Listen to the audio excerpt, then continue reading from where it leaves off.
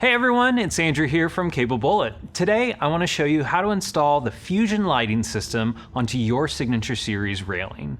It's been designed for every collection within our Signature Series, so you can install this on both your aluminum and stainless steel handrails. Let's dive into the installation. We're going to cover this in two major sections: preparing your handrail and then installing the lighting strips. To prepare your handrail, you'll follow all the normal instructions for installing Signature Series handrail. Once you're at the point where you need to attach your post tops, you're going to add in a post top spacer between the handrail and each of the post tops. Make sure the groove in the spacer is facing down towards the post top and not the handrail. Now, place a jumper oriented in the correct direction for your handrail. When placing the jumpers, make sure these prongs will be facing down towards the railing once the handrail is back on the posts. You're ready to set these post tops. Follow the normal instructions for attaching post tops. You'll secure them with 4 lighting handrail mounting screws. In short, you'll drill the holes, tap them if installing on stainless steel handrail, and then drive in the screws. With your handrail prepared, you're set to continue your installation like normal. You'll install the lighting strips after fully installing your handrail, but before you've run your cables. Here are 2 things to keep in mind when installing your lighting. Several components are sensitive to high and low temperatures. Make sure to keep these components in temperate conditions until it's time to use them. Mainly, avoid installing below freezing temperatures. Secondly, make sure you keep consistent polarity when installing. We'll show you how to do that shortly, but if you have a section where the lighting stops working, it's likely that the light strip was installed backwards and the polarity is flipped. We recommend testing your strips as you go to identify any problems. Now let's install some Fusion strips. First, you need to install the power supply and control unit. This will need to be within 3 feet of an exterior power source. The power source needs to be grounded, meaning it needs to be a 3-prong outlet, and it needs to be GFCI protected. You can identify this by the presence of the test and reset buttons on the outlet. Additionally, the power source should be protected by an exterior cover. Depending on how tight the space is for plugging in your power supply, you may want to consider using a 90-degree adapter. Once you have your location, you're ready to mount the power supply and control units. While both of these units are waterproof, you may want to consider installing them in a waterproof electrical box like we did. You can find these at just about any hardware store. This also has the added benefit of looking a little tidier. These units will be wired together, so you'll want to place them adjacent to each other.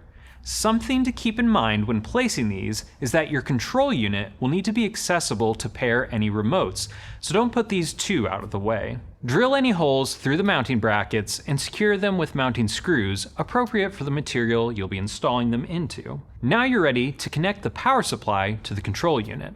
You're going to connect the black positive wire from the power supply to the brown positive wire on the control unit using a 16 to 14 gauge butt connector, which is the blue component included in your kit.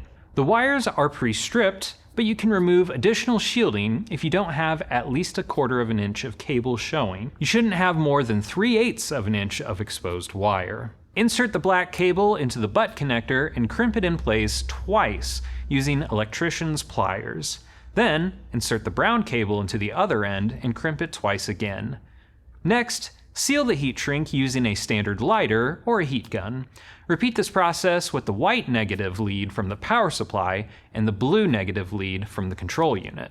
On the control unit, we'll be using the black positive wire and the gray negative wire. The other colored wires will not be used, and we'll cap those off in a bit. To connect these wires to the lead-in, take the pink 18 to 22 gauge butt connector and take the positive wire from the lead, which you can identify by this striped line running the length of the cable, and insert the wire into one end. Like you did with the larger connector, crimp this in place twice with electrician's pliers.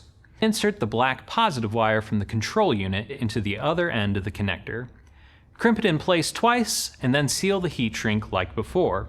Repeat this process using the gray negative wire from the control unit and the negative wire from the lead-in.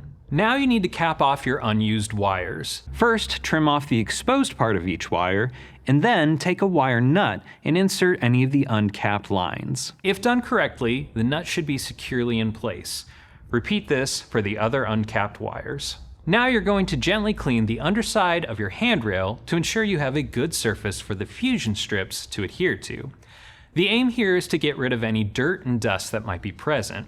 We used isopropyl alcohol on our railing, but you can use any general household cleaner or even mild soap and water to do this. Make sure that you install your fusion strips the same day that you clean your handrail.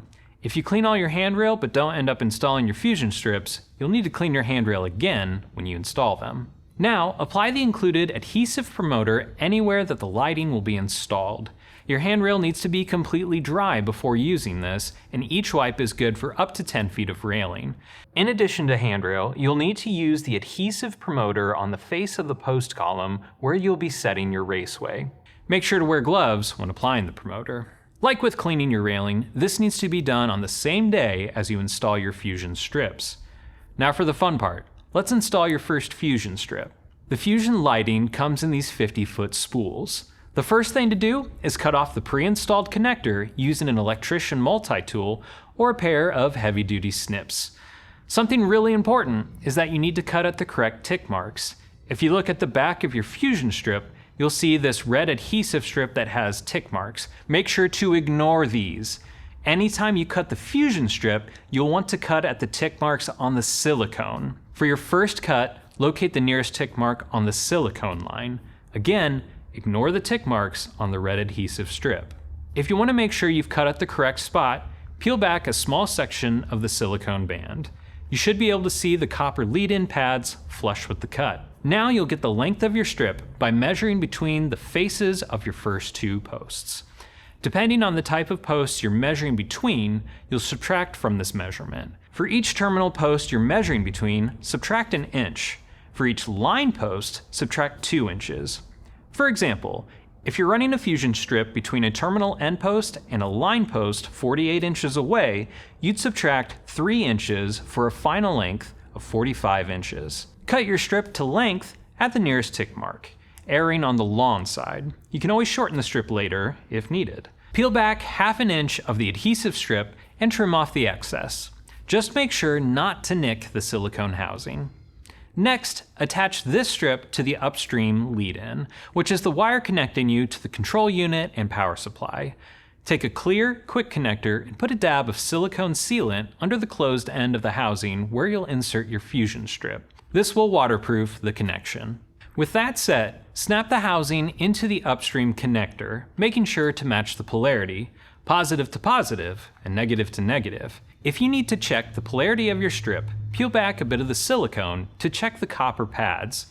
The strips are polarity specific, so if you install one backwards, it won't work. At the other end of your strip, you're either going to connect to a jumper if you're continuing on to another strip, or you'll cap off your connection if it's the end of your run. To attach a jumper, trim off a ½ inch of the adhesive strip, take a clear, quick connector, and place a dab of silicone sealant into it like you did when connecting to the upstream lead-in. Insert your fusion strip into the quick connector. Snap the jumper into place. If you're ending your run, trim off a ½ inch of the adhesive strip and then grab a lighting end cap. Squirt a dab of silicone sealant and then insert the fusion strip. Now let's attach your fusion strip to your handrail. Starting at your upstream connector, peel back a small section of your adhesive. Put your strip into the included lighting guide and press it into place against the handrail. Move the guide forward and continue peeling back the adhesive as you go. Your fusion strip should now be firmly connected to your handrail. You'll now repeat this process for additional strips until you've hit the end of your run and cap things off as explained before.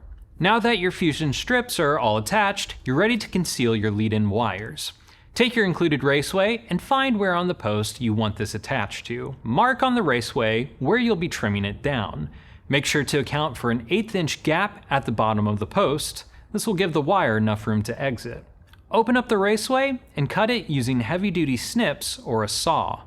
Remove the adhesive film and apply the raceway to your post. Finally, tuck your cables into the raceway and snap it closed. If you haven't done so already, you can attach your power supply to your power source. Now you need to pair your remote with your control unit.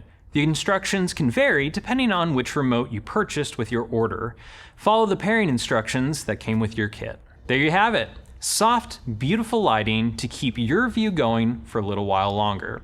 If you have any questions at all, be sure to give us a call and get in touch with our support team. We're here to help you out and make your view extraordinary.